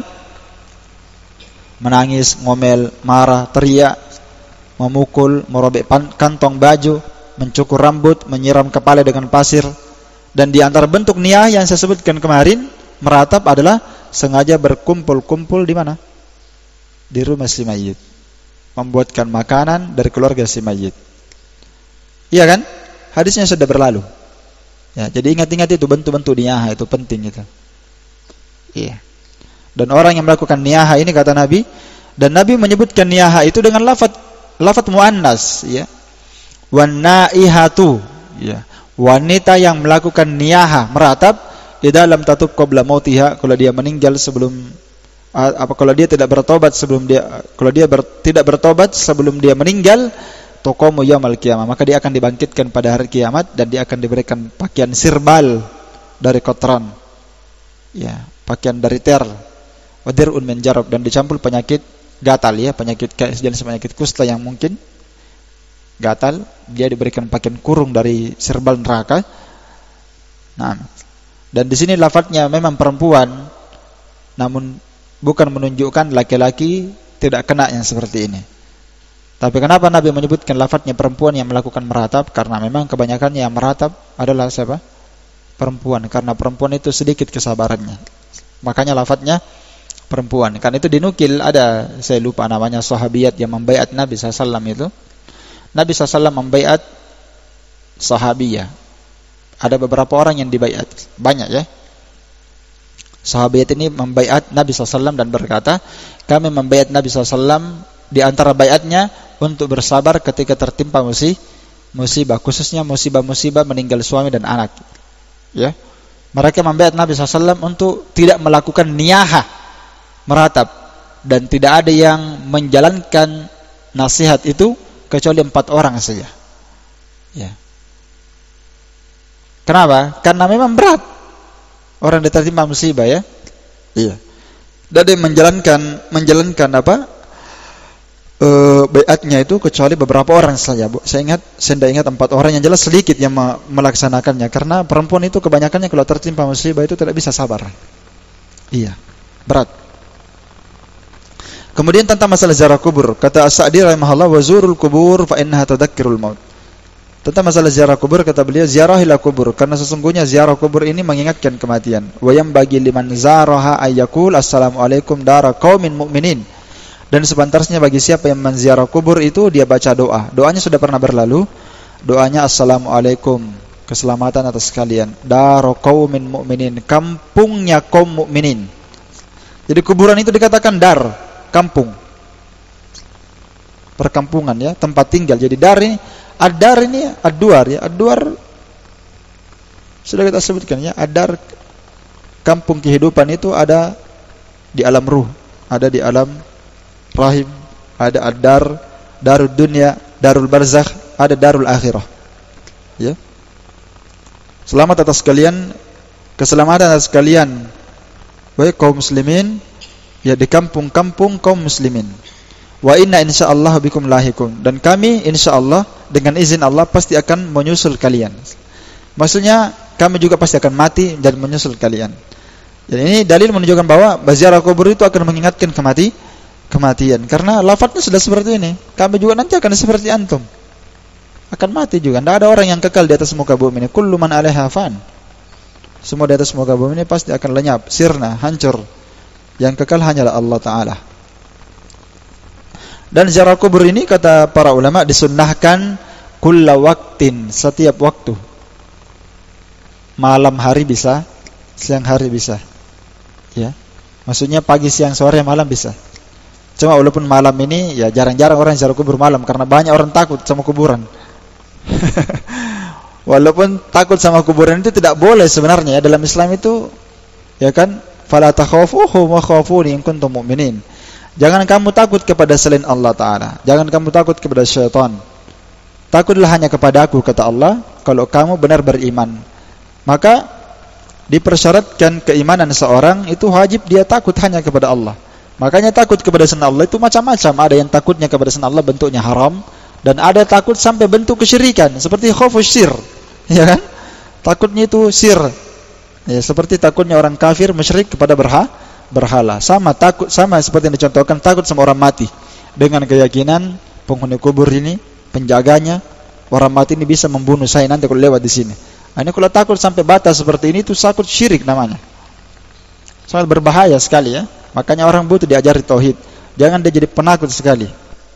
Ya, dan penyebabnya ini orang jadi penakut seperti ini karena dia tidak belajar tauhid. Yang kedua, terlalu banyak nonton film. Ya.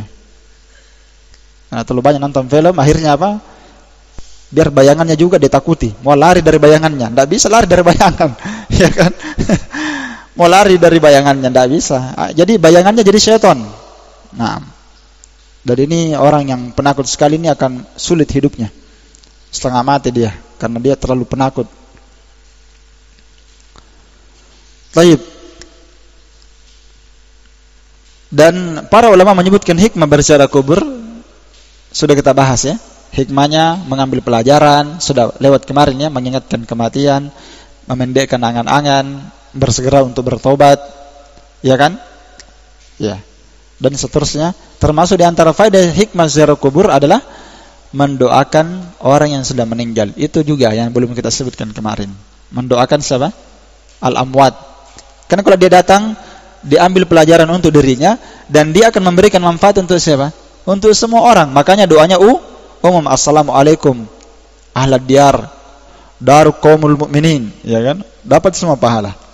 Terakhir pembahasan As-Sa'di rahimahullah taala di sini tentang hukum menghadiahkan pahala untuk orang yang sudah meninggal. Dan ini sudah kita bahas juga kan? Iya. Jadi doanya di sini saya bacakan lengkapnya. Assalamualaikum dara qaumin mu'minin. Ini tadi untuk ziarah kubur ya, terakhirnya. Assalamualaikum dara qaumin mu'minin wa inna insyaallahu bikum lahikun wa yarhamullahu almustaqdimina minkum wal mustaakhirin. Semoga Allah merahmati orang-orang yang mustaqdimin, yang dahulu masuk kuburan di antara kalian, dan orang yang belakangan. Nas'alullaha lana wa lakumul afiyah. Kami memohon al-afiyah. Al-afiyah ini artinya keselamatan. Bisa bermakna kesehatan. Iya. Kalau untuk orang mati seperti ini tentunya keselamatan yang diinginkan dengan al-afiyah. Kami memohon keselamatan untuk kami dan untuk kalian yang sudah meninggal. Allahumma la tahrimna ajraha. Ya Allah, janganlah Engkau mengharamkan kami pahala mereka. Ya, dalam mendoakan misalnya, wala taftinna ba'dahum, dan janganlah Engkau memfitnah, menimpakan fitnah kepada kami setelah mereka. Fitnah hidup ini banyak ya. Ya. Waghfir lana walahum, ampunilah kami dan mereka. Nas'alullaha lana walakumul afiyah, dan kami memohon al-afiyah untuk kami dan untuk kalian. Baik. Kemudian terakhir As-Sa'di berkata, wa ayyu kurbatin fa'alha wa ja'ala thawbaha li hayyin aw mayyitin muslimin nafa'ahu dzalik wallahu alam. Dan kata beliau rahimahullah, dan kurba ayyu kurbatin. Kurbat ini maksudnya apa? Ketaatan. Kurbatun ilallah, pendekatan diri kepada Allah dalam bentuk ketaatan. Itu maksud kurba. Ibadah maksudnya ya. Ibadah dan ketaatan apapun, fa'alaha, yang dilakukan oleh orang yang hidup. Oleh orang yang hidup, wa ja'ala thawabaha, lalu dia jadikan pahalanya untuk orang hidup yang lainnya atau untuk orang yang sudah meninggal. Jadi orang hidup beramal, dia mau hadiahkan pahalanya untuk orang hidup yang lain, atau dia mau hadiahkan pahalanya untuk orang mati yang lain, yang muslim maksudnya, nafa'ahu dzalik, maka itu bermanfaat. Namun ini kalimat masih global. Masih apa? masih global. Ya, jangan disalahfahami. Karena memang benar ya, ada amalan bisa kita hadiahkan kepada orang hidup. Seperti apa? Doa. Iya kan? Bisa kita hadiahkan kan pahalanya untuk orang hidup. Ya kan? Mendoakan orang. Ya, hadisnya sudah lewat. Sampai malaikat mengatakan amin walaka bimislin. Semoga Allah mengabulkan doamu dan bagimu juga semisal dengan apa yang kamu minta.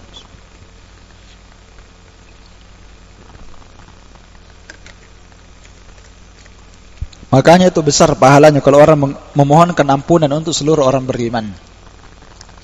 Dia akan mendapatkan pahalanya seperti yang dia minta. Kalau dia katakan Allahumma gfir lil muslimina wal mu'minin wal muslimina wal mu'minat.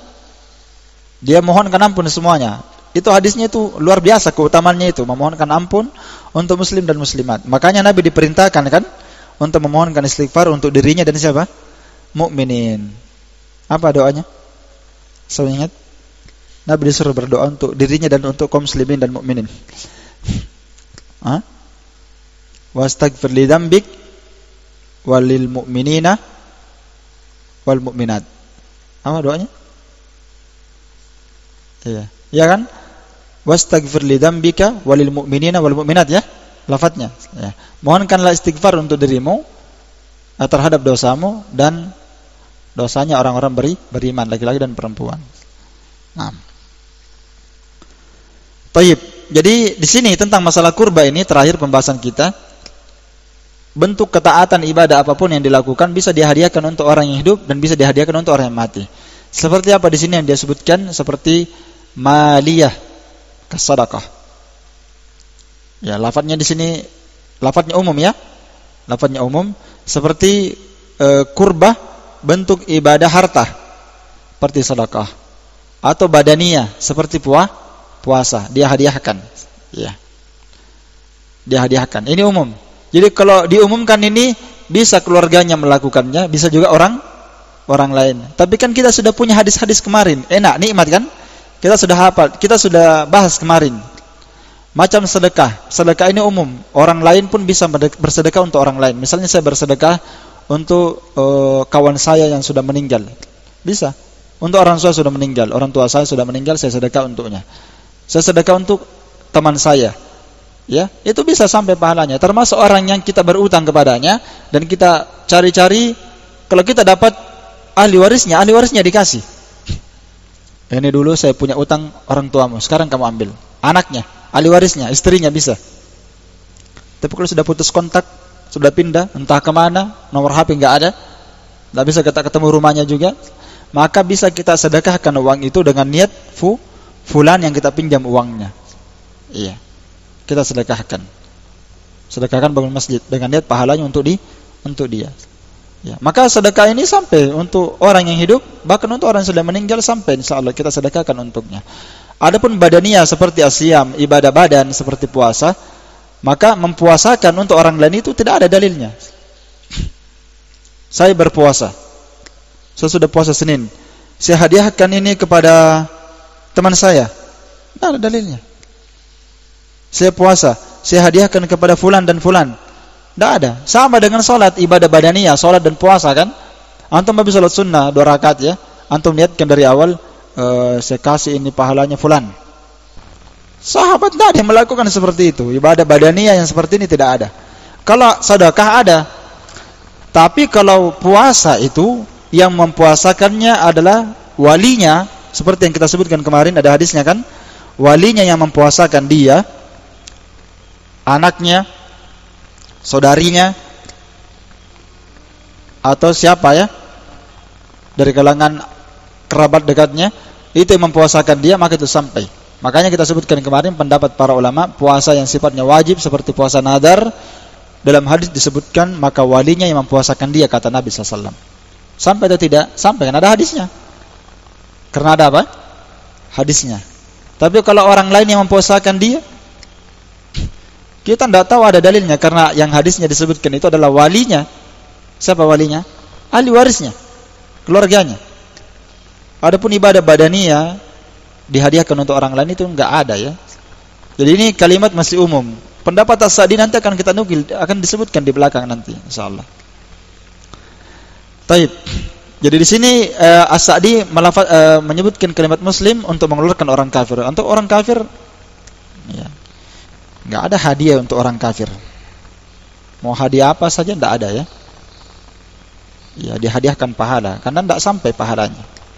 Ya dalil tentang hal ini bermanfaat bagi orang yang meninggal. Dalilnya ini adalah banyak ya, hadis-hadis menyebutkannya. Seperti hadis Aisyah, ya, datang seorang lelaki kepada Nabi, meninggal ibunya tiba-tiba, namun dia tidak berwasiat. Dia menyangka kalau berbicara dia akan bersedekah. Bolehkah saya bersedekah untuk ibu saya? Kata Nabi, boleh. Dalam hadis, banyak hadisnya kemarin ya, ada bahkan sahabat yang bersedekah untuk ibunya, pohonnya yang berbuah kan, Ubadah, Sa'ad bin Ubadah, ya, seingat saya. Dia bersedekah, ya Rasulullah, persaksikanlah bahwa pohonku yang sedang berbuah, pohon kormanya sedang berbuah, itu saya hadiahkan untuk ibu saya yang meninggal. Iya. Taib.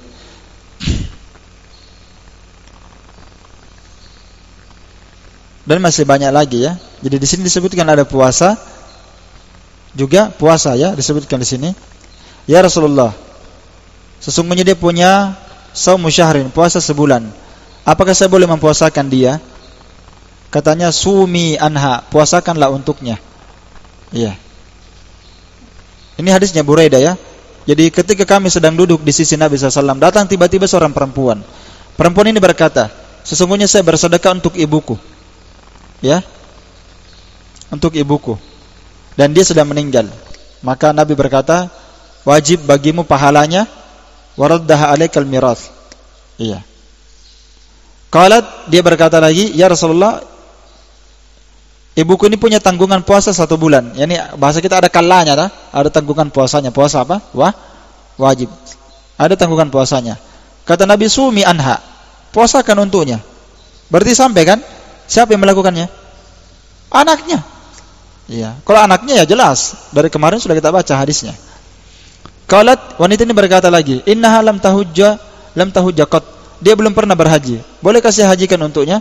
Katanya, hujji anha, hajikanlah untuknya. Iya. Dan menghajikan untuknya ini wajibkah atau sunnah? Jawabannya dilihat. Kita kembali kepada ayat Al-Qur'an, wa minan nasi, apa ayatnya itu? Walillahi 'alan nasi hajjul bait man istata'a ilaihi sabila. Menghajikan orang yang sudah meninggal, dilihat kondisinya. Pertama, kalau dia berwasiat dan dia punya harta dan dia sehat, berarti dia terpenuhi syarat wajib berhaji. Dia sehat, ada hartanya, tapi pas ketika itu tiba-tiba dia sakit, tidak bisa pergi berhaji, sakit, meninggal. Maka yang seperti ini wajib dihajikan untuknya. Kenapa? Karena dia mampu. Namanya badal haji. Dikasih orang yang menghajikan dia. Kalau ada anaknya yang salih, anaknya menghajikan untuk orang tuanya. Hanya saja para ulama tentang masalah badal haji ini ada rincian ya. Orang yang melakukan badal haji itu, yang menghajikan orang lain, itu kalau dia sudah pernah berhaji juga. Kalau dia sudah pernah berhaji. Kalau dia belum pernah berhaji, dirinya saja dia tidak pernah hajikan. Hajikan lagi orang. Ya. Jadi orang yang sudah pernah berhaji yang menghajikan sini, badal haji ini. Ya. Taib. Jadi kalau dia berwasiat seperti itu, atau dia semasa hidup sehat, punya harta, kemampuan. Adapun kalau dia misalnya termasuk misalnya dia sakit juga ya. Dia mau haji sakit, tapi dia punya harta. Ini juga dihajikan karena dia punya harta. Tapi setelah dia meninggal, yang dimana sebelumnya dia tidak punya harta, tidak ada kewajiban haji bagi dia, ya, tidak ada kewajiban haji bagi dia, maka asalnya dia tidak wajib dihajikan karena dia tidak mampu, iya kan? Jadi hukumnya dia meninggal sama ketika dia apa? Hidup. Ya, kalau dia misalnya pas meninggal, memang di waktu masa hidup tidak ada uang dipakai berhaji, berarti dia tidak mampu. Maka setelah meninggal tidak ada kewajiban untuk menghajikannya. Tapi kalau dia mau dihajikan seperti di sini, boleh saja. Iya, dia hajikan untuknya dan dia dapatkan pahala dengannya. Iya.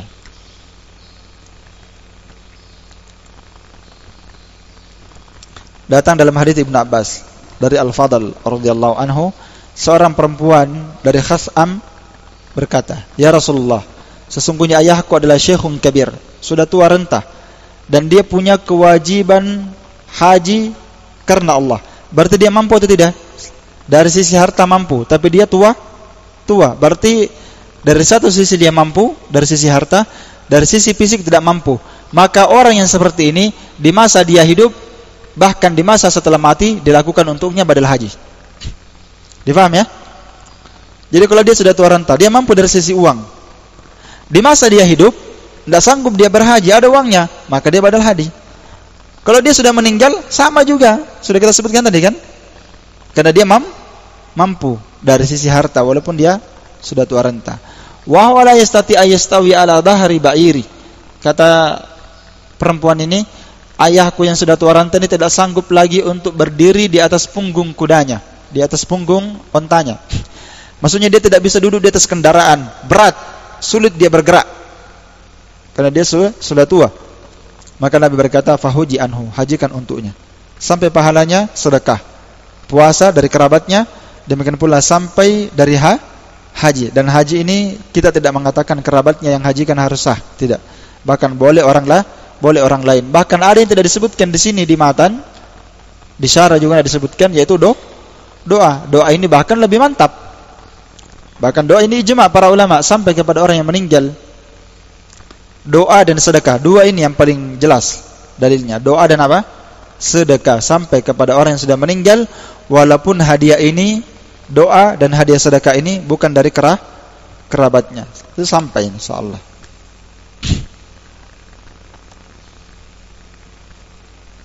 Jadi dipersyaratkan orang yang menghajikan tadi badal haji, menggantikan hajinya itu dengan syarat dia sudah pernah berhaji.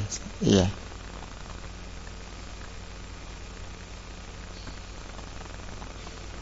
Adapun firman Allah Ta'ala, sini terakhir ya, kita bahas di sini. Yang terakhir, adapun firman Allah Ta'ala, wa alaysa lil insani illa ma sa'ah. Seorang tidak akan mendapatkan kecuali apa yang dia telah usahakan. Maka ayat ini menunjukkan bahwa seseorang tidaklah dia mendapatkan kecuali hasil usahanya sendiri. Itu makna ayat ya.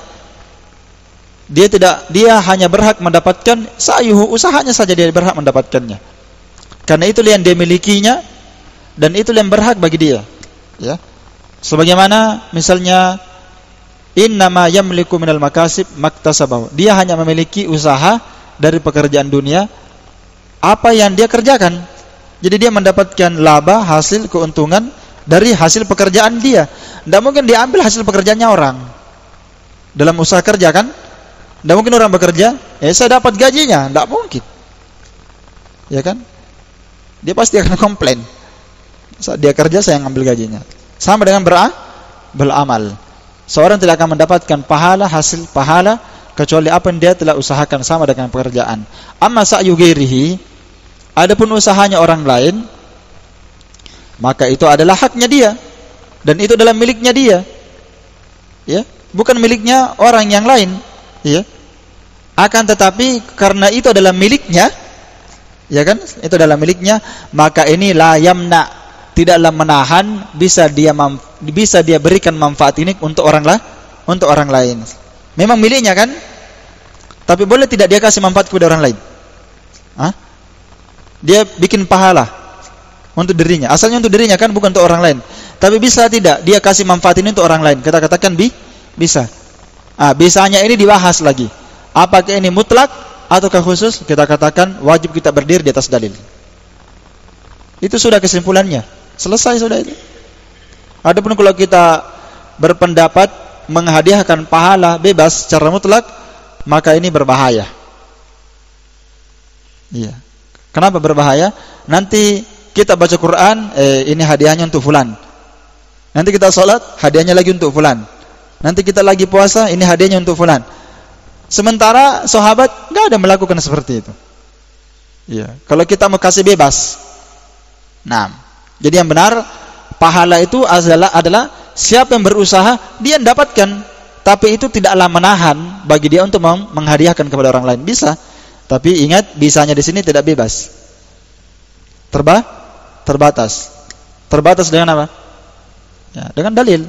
Wa 'alal qauli bintifa'il ghairi bi thawabi qurbi ghairihim Ini catatan yang perlu dikasih catatan penting. Maka menurut pendapat para ulama yang mengatakan memberikan manfaat pahala untuk orang lain berupa ibadah, ketaatan, pahala dihadiahkan untuk orang lain, maka pendapat yang paling sempurna kita katakan wajib kita tawakuf, berdiri di atas dalil nas yang ada, yang bisa dihadiahkan. Seperti apa yang ada nasnya? Doa dan sedekah. Makanya ini sering yang saya sebutkan terus ini, dua ini. Doa, sedekah, doa, sedekah. Karena ini agak bebas di sini ini. Doa bebas kan? Iya. Mau dia doakan siapa saja, yang penting bukan orang kafir, Muslim. Bisa, dalilnya banyak sekali. Sedekah juga seperti itu, bebas. Bisa dia sedekahkan untuk orang, pahalanya untuknya. Adapun puasa, kita puasa lalu kita hadiahkan, tidak ada dalilnya. Kita sholat, kita hadiahkan. Kita baca Quran, kita hadiahkan lagi orang. Tidak ada salah melakukannya. Iya. Karena itu Syekhul Islam Ibnu Taimiyah rahimahullah berkata, lam yakum min adatis salaf. Bukan dari adat kebiasaan as-salaf jika mereka salat sunnah atau puasa sunnah atau mereka haji sunnah atau mereka membaca Al-Qur'an, tidak ada di antara mereka yang menghadiahkan pahalanya kepada orang yang mati dari kalangan kaum muslimin. Tidak ada. Ini semua amalan badaniyah ya. Ini semua amalan apa? Badaniyah, salat, puasa, haji, baca Al-Qur'an. Termasuk puasa amalan apa? Badaniyah. Tidak boleh dihadiahkan seperti ini. Kecuali yang ada apanya? Dalilnya. Seperti kerabatnya puasakan ibunya yang meninggal karena dia punya utang puasa. Iya kan? Taib. Adapun kalau sedekah, boleh tidak kalau sedekah? Ada orang punya utang. Utang. Mati dia meninggal. Apakah yang membayarkan utang ini harus keluarganya? Jawabannya tidak. Makanya sedekah itu bebas, saya katakan tadi. Makanya ada hadis yang sudah kita bacakan kemarin kan, ada sahabat yang berutang. Kata Nabi, sallu ala sahibikum, salatkan sahabat kalian. Nabi tidak mau salatkan. Kata sahabat, siapa kemarin itu? Ya, Qatadah ya. Dia berkata, Abu Qatadah, dia berkata, saya membayarkan utangnya ya Rasulullah. Iya. Katanya dari hartamu? Iya. Dari uangmu? Iya. Maka Nabi baru salatkan. Berarti boleh dibayarkan utangnya oleh siapa? Orang lain. Nah, itu faedah itu. Iya. Makanya kata Syekhul Islam, tidak ada sahabat yang melakukan ibadah badaniyah, salat, puasa, ya, haji, baca Quran lalu dihadiahkan pahalanya untuk orang. La Al-Fatihah wala Al-Baqarah. Tidak Al-Fatihah, tidak Al-Baqarah dan tidak pula seluruh surah dalam Al-Quran dihadiahkan, tidak boleh seperti itu. Fala yanbagil udul an tariqis salaf fa innahu afdal wa akmal. Maka tidak boleh orang berpaling dari jalannya as-salaf, jalannya para sahabat, karena jalannya mereka merupakan afdal dan jalan yang paling sempurna. Ya. Jelas ya? Ini kesimpulannya insyaallah taala dalam masalah ini. Adapun anak yang saleh, tidak perlu dia mengkhususkan ibadahnya untuk orang tuanya. Dia baca Quran, saya niatkan hadiahnya untuk bapak saya. Keliru juga kan? Walaupun anaknya, dia puasa, saya hadiahkan ini puasaku untuk bapak saya yang meninggal. Saya baca Quran ini saya hadiahkan kepada ibuku, ayahku. Tidak boleh dia khususkan seperti itu. Kenapa? Karena tidak ada dinukil dari Karena kenapa? Anak soleh itu amalannya, dia niatkan atau tidak, mengalir kepada orang tuanya. Pahalanya orang tuanya itu sama, semisal kata para ulama, semisal sama dengan pahalanya anak yang beramal secara langsung, tidak menguranginya. Sama. Terus bagaimana dengan dosanya anak yang jelek? Ditanggung orang tuanya? Jawabannya tidak. Kenapa? Karena kita punya kaidah umum, wala taziru waziratun wizra ukhra. Iya. Dosa itu tidak akan mungkin ditanggung oleh orang lain, tapi kalau kebaikannya anak itu sampai kepada orang tuanya. Kenapa kita katakan sampai? Dosa tidak sampai. Karena pahala ayat dan hadisnya ada sampai. Wa alaysa lil insan illa ma sa'a. Ya kan? Anaknya usaha dia. Kata Nabi, sesungguhnya anak itu adalah usaha orang tuanya. Siapa yang mengingkarinya maka dia tidak berakal. Karena tidak mungkin ada anak tidak ada mamanya. Iya kan? Usahanya itu ibunya dan ayahnya harus berdua kerjasama, baru ada itu anak. Kalau tidak ada itu anak di muka bumi. Iya kan? Makanya Nabi mengatakan itu usaha orang tuanya. Nah, kenapa pahala sampai? Karena ada hadisnya dan ayatnya. Kenapa dosa tidak sampai kepada orang tua, tidak ditanggung oleh orang tuanya? Karena apa? Kita tidak punya dalil. Bahkan dosa ditanggung masing-masing. Kullu mri'in bima kasaba rahin. Setiap orang terikat dengan amalannya masing-masing. Tapi yang masalah kalau dia telantarkan anaknya tidak sholat. Karena dia tidak mendidiknya. Dia telantarkan, dia tidak pernah suruh anaknya sholat. Istrinya tidak berjilbab, tidak pernah dia suruh istrinya berjilbab. Kau terserah, kau bebas. Berdosa tidak orang tuanya? Berdosa orang tuanya. Berdosa tidak suaminya? Berdosa. Karena dia adalah penanggung jawab. Bukan berdosa, dia tanggung dosanya. Beda ya? Iya, bukan dia tanggung dosanya. Dia berdosa karena dia berdosa dari sisi yang lain. Dia menelantarkan hak keluarganya, dia tidak nasihati. Dia telantarkan. Ya. Jadi itu harus dipahami itu. Sampai dia salah paham. Iya. Saya kira ini cukup ya. Wallahu a'lam bishawab. Selesai pembahasan ahkamul janaiz. Pertemuan akan datang kita bahas masalah zakat. Wallahu ta'ala a'lam bishawab. Naktafi bihadzal qadar. Subhanakallahumma wa bihamdik asyhadu an la ilaha illa anta astaghfiruka wa atubu ilaik. Walhamdulillahirabbil alamin.